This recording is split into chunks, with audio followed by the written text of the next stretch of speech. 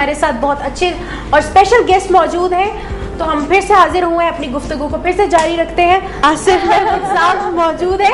अच्छा मुफ्ती साहब, वैसे तो मैं आज के इस प्रोग्राम का मेज़बान था और मुझे यहाँ नहीं बैठना चाहिए था, यानी और इंतजामात में मेज़बान था। आपसे 2-3 सवाल मैंने पूछने थे। हमारे मुल्क में मेरा सवाल अभी रहता है। पहला सवाल तो ये है कि हम अखबारात में देखते हैं कि हज़रत मुफ्ती मुनीबुर रहमान साहब नज़र की ऐनक लगा के दूरबीन से चांद देख रहे होते हैं। आप सच सच बताइए, वो दूरबीन काम करती है जिससे आप चांद देखते हैं? नंबर 1, आप रोयत हिलाल कमेटी के मेंबर हैं। दूसरी बात यह है कि ये जो आप चांद चढ़ाते हैं उलमाए किराम मिल के, जिस तरह से आप चांद चढ़ाते हैं, ये कोई मुतफिका चांद आप क्यों नहीं चढ़ाते? यानी आपको शवाल, ज़िकात, ज़ुलहज सारे चांद मिल के नजर आते हैं। ये जो चांद है ये आपको अलग अलग क्यों नजर आता है? ये ज़ोफ़े बसारत का मसला है, कोई नियतों का मसला, या वो कमबख्त दूरबीन खराब है जो आप ऑपरेट कर रहे हो? मेरा ख्याल ये है कि आप सबसे पहले तो हमें मुबारक देते हैं कि ये पहला चांद था 16 साल के बाद कि माह रमज़ान मुबारक का आगाज़ खैबर पख्तूनख्वा और हमारी जो मरकज़ी रोए जलाल कमेटी है उनका फ़ैसला एक था, क्योंकि मैंने इस दफ़ा जहाँ मैं उधर कन्वीनर था मरकज़ी रोए जलाल कमेटी का, दूसरी तरफ चूँकि पाकिस्तान तहरीक इंसाफ की वहाँ हुकूमत है सूबा खैबर पख्तूनख्वा में, तो इसलिए मैंने मौलाना जो है वो पोपल ज़हीर साहब मस्जिद कासिम वाले, उनसे भी मुसलसल में 8 दिन से 9 दिन के रास्ते में था।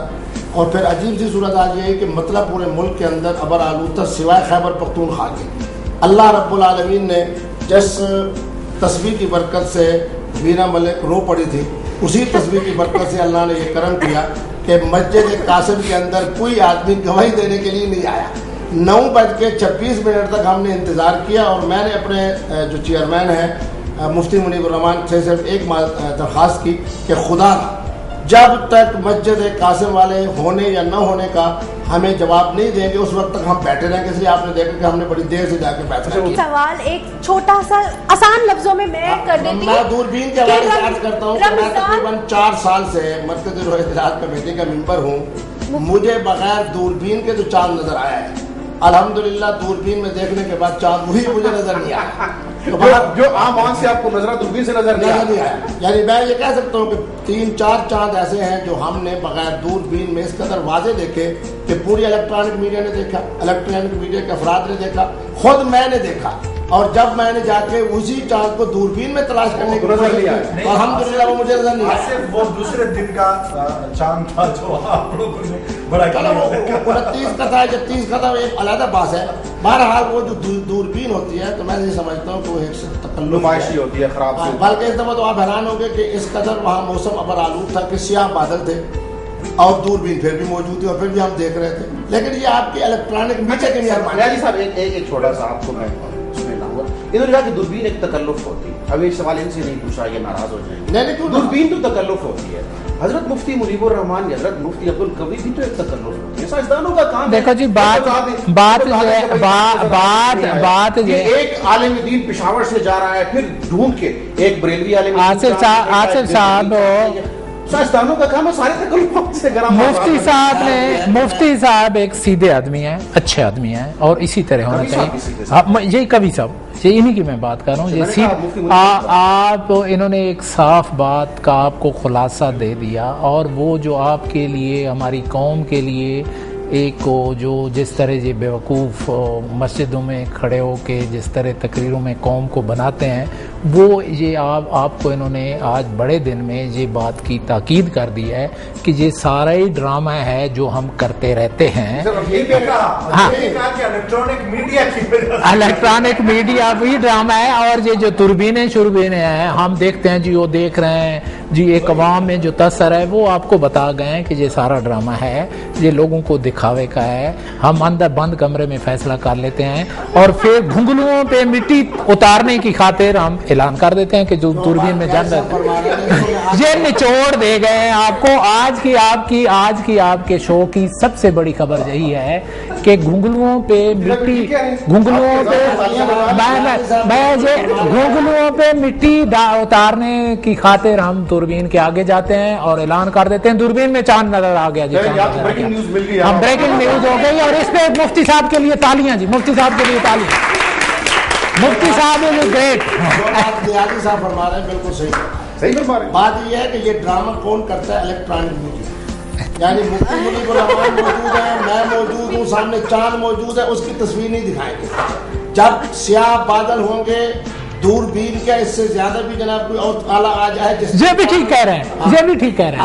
ये सिर्फ कोशिश करेगी कि मुफ्ती मुनीबुर रहमान अपने सर को बमा ऐनक के दाखिल करे और इलेक्ट्रॉनिक मीडिया तस्वीर ले। अच्छा, ये भी ठीक कह रहे हैं, लेकिन ये मुफ्ती साहब गलत काम की तरफ ले आती है। ये मगर ना जिस वक्त हम मौजूद होते हैं, यानी 3-4 दिन मैंने कहा ऐसा हुआ कि इलेक्ट्रॉनिक मीडिया ने खुद अफराद ने भी चांद देखा, हमने भी चांद देखा और इतना वादे था, लेकिन इसके बावजूद वहाँ हमारे और ये भी अभी मुफ्ती साहब कवि साहब कंजूसी से काम ले रहे हैं। ये भी साथ इनको कहना चाहिए कि ये सारा स्क्रीन का ही कसूर है कि मकसद है ऐसे कामों पे, ऐसे दिखावे के कामों पे मौलवियों को ही मुस्तकिल मिजाज लोगों को भी मजबूर हो जाते हैं कि हम भी दिखावे का काम करें ताकि लोग देखें। स्क्रीन का कसूर तो है, पहले ही है। मैं तो कहता हूँ ये जो है ना, पहले ही ये इलेक्ट्रॉनिक मीडिया का सबसे हम आपको बेटी हैं, आप एक इलेक्ट्रॉनिक चैनल के चेयरमैन, आपका आपस का मान नहीं, नियाज़ी साहब सही फरमा रहे हैं। देखिए मैं उसकी मिसाल देता हूँ, मैं उसकी मिसाल देता हूँ। तमाम मकातब फिक्र के उलमा हो इकट्ठे आप रायल टीवी आज रायल अगर उनमें से किसी साहब ने अलहदा नमाज पढ़ ली तो आप जनाब उसके हवाले को अहमियत देंगे कि देखो जी फलां मौलाना साहब ने वो तो में ताखीर कर दी और अलहदा नमाज पढ़ी। नहीं हमने इलेक्ट्रॉनिक मीडिया के नहीं, मैं इस पे मुफ्ती साहब को आज ईद का दिन है क्लैरिफाई कर दूं। हमेशा अखबार में वही खबर होती है। देखो ना, आप वो एक मुफ्ती कवि साहब हाफिज कुरान ही है, बहुत माशाल्लाह आपका एक नाम है। आपने शायद आपके कोई इंटरव्यू आप इतने मशहूर न होते जितना आपने वीना मलिक का इंटरव्यू किया तो मशहूर हो गए। इसीलिए अखबार जो टीवी होते हैं वो चीज उठाते हैं जो अनहोनी हो। यानी अगर मुफ्ती साहब अपनी इल्मी फजीलत की वजह से नहीं, इल्मी फजीलत पहले है, इल्मी फजीलत पहले लेकिन नहीं इंटरव्यू तो लिया भी नहीं था। गेस्ट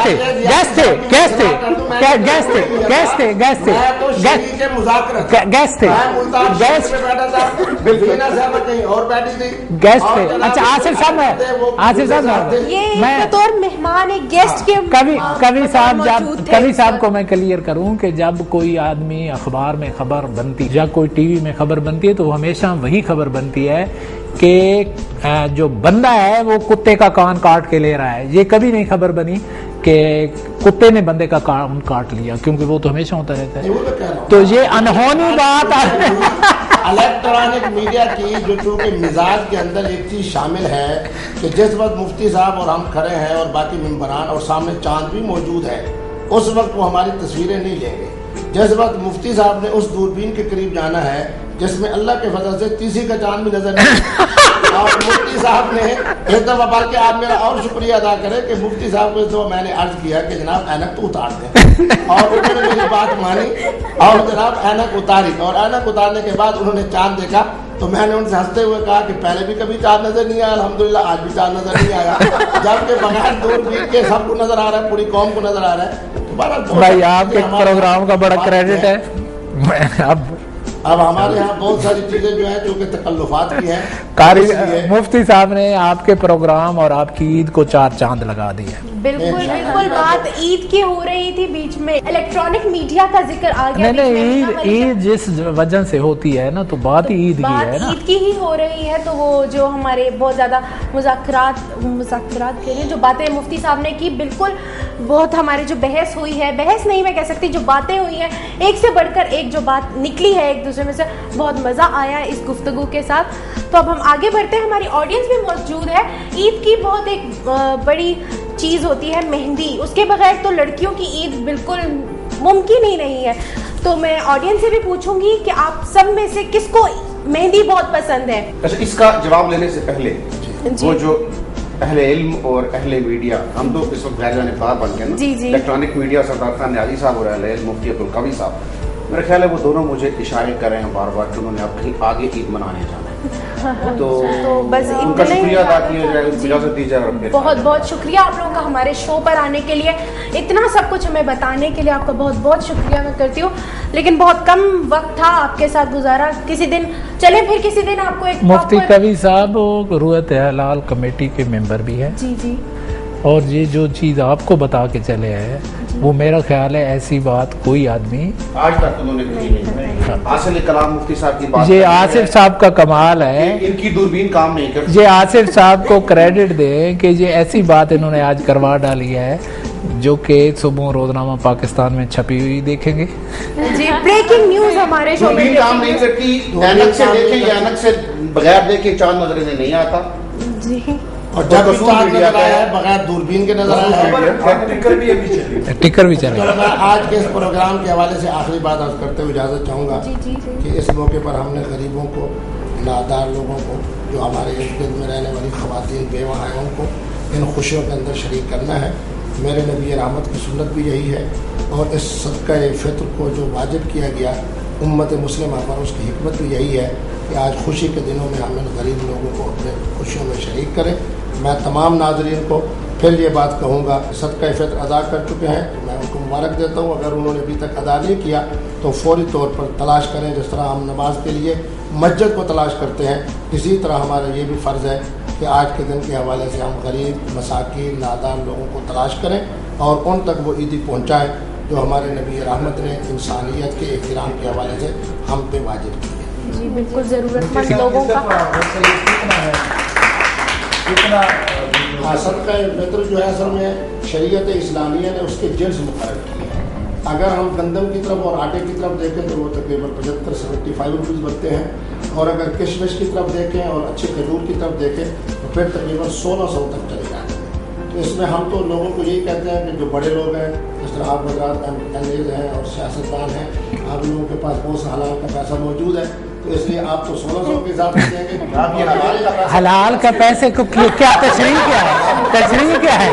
और मेरे जैसे और न्याजी साहब जैसे हम कलम के हवाले से जो इल्म के हवाले के लोग हैं तो हमारी आपने नहीं, हलाल के पैसे में मुस्कुराहट क्यों थी? जन्नम के हवाले से मुफ्ती साहब सियासतदान ये इत्तेफाक है कि आप हंस पड़े या उसने इत्तेफाक? ना ना ना मैं हमेशा उस मौके पर हंसा करता हूँ जो हकीकत होती है। मैं बगैर नहीं मुफ्ती साहब जैसा मुफ्ती साहब खुद भी पॉलिटिशियन है, एक सियासी जमात के उलमाए मुशाइख के तहरीक साहब के सदर हैं, तो वो भी सियासतदान में शुमार होते हैं। उस पार्टी में रहते हुए आपको इस मुफ्ती कवी साहब ने एक काम करा दिया जो हकीकत में बड़ा काम है, सीरियस गुफ्तगू में बड़ा काम है कि रोज़ा पहला फ्रंटियर में और पंजाब में सारे ये क्रेडिट मुफ्ती कवी साहब को, जो फैक्ट है वो फैक्ट है। हम ब्रेक पर भी चलते हैं और ब्रेक पर जाने से पहले मैं न्याजी साहब का बहुत बहुत शुक्रिया अदा करना चाहूँगी कि वो हमारे शो पर आए। तो हम ब्रेक पर चलते हैं और ब्रेक से वापस आएंगे। हमारे कुछ गेस्ट मौजूद हैं, अभी हम उनसे गुफ्तगू करेंगे। आप लोग भी कहीं मत जाइएगा, देखते रहिए ईद स्पेशल।